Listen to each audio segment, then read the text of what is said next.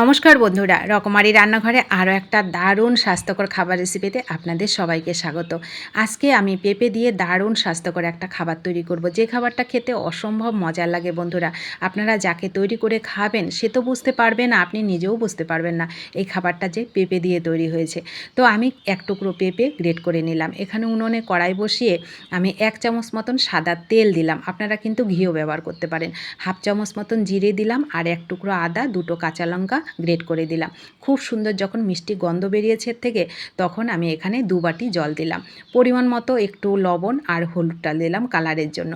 আর এখানে আমি দেখুন 1 চামচ স্বাদের ব্যালেন্সের জন্য 1 চামচ মতন চিনি দিলাম। আর বেশ খানিকটা ধনেপাতা কুচি দিলাম। আর কোনো রকম মশলা কিন্তু আমি এখানে ব্যবহার করব না, কারণ খাবারটা আমি হেলদিভাবে তৈরি করব, তার জন্য আপনারা চাইলে মশলা ব্যবহার করতে পারেন। আদা, কাঁচা লঙ্কা, ধনেপাতার থেকে কিন্তু খুব সুন্দর মিষ্টি গন্ধ বেরোয় আর খাবারটা অনেকটা টেস্টি হয়। তো এখানে আমি যে 1 টুকরো পেঁপে গ্রেট করে রেখেছিলাম, সেই পেঁপেটাকে এর মধ্যে দিয়ে দিলাম। এইবার গ্যাসটাকে মিডিয়ামে করে রেখে পেঁপেটাকে একটু সেদ্ধ করে নেব 2 মিনিট, তাহলে পেঁপেটা খুব সুন্দর সেদ্ধ হয়ে যাবে। আমি একটু নেড়ে চেড়ে পেঁপেটাকে সেদ্ধ করে নিলাম। এইবার আমি গ্যাসটাকে একেবারে লো করে দেব। লো করে দিয়ে আমি 1 বাটি এখানে নিয়েছি সুজিটাকে এক হাতে দেব আর আরেক হাতে খুন্তি দিয়ে এইভাবে নাড়াবো, তাহলে কোনো রকম সুজির দলাভাব হবে না, খুব সুন্দর নরম সফট একটা ডো তৈরি হয়ে যাবে। গ্যাসটাকে কিন্তু অবশ্যই লো করে রাখবেন, তাহলে দেখবেন খুব সুন্দর সুজির ডোটা তৈরি হয়ে যাবে। আর সুজির ডোটা কিন্তু অবশ্যই বন্ধুরা একটু নরম করে তৈরি করবেন। আর 1 বাটি সুজির সঙ্গে 2 বাটি জল দিলেই পরিমাপটা কিন্তু সঠিক হয়ে যাবে।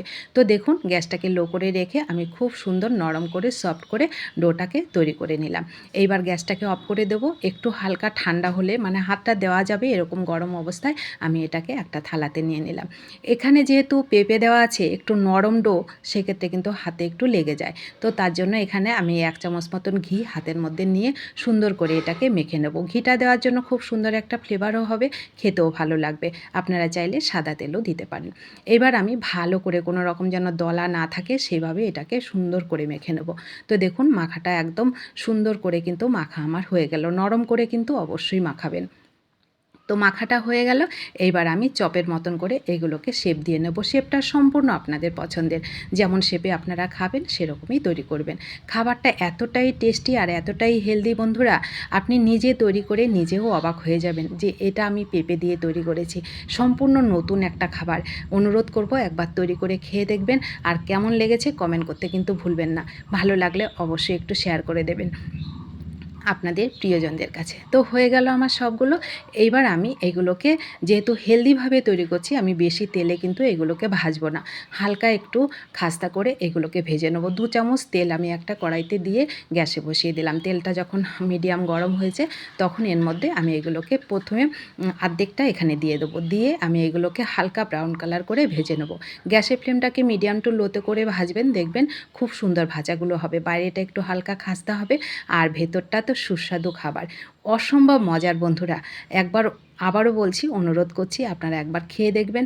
সম্পূর্ণ নতুন একটা হেলদি স্বাস্থ্যকর খাবার।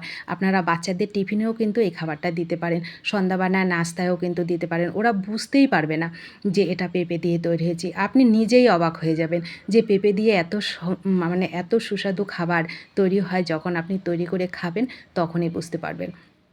তো দেখুন 2 চামচ তেলের মধ্যেই আমি সমস্ত নাস্তাগুলো কিন্তু ভেজে নিয়েছি।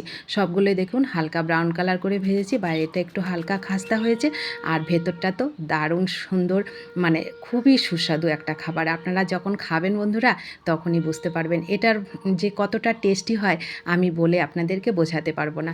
একটুখানি সস দিয়ে গরম গরম পরিবেশন করুন।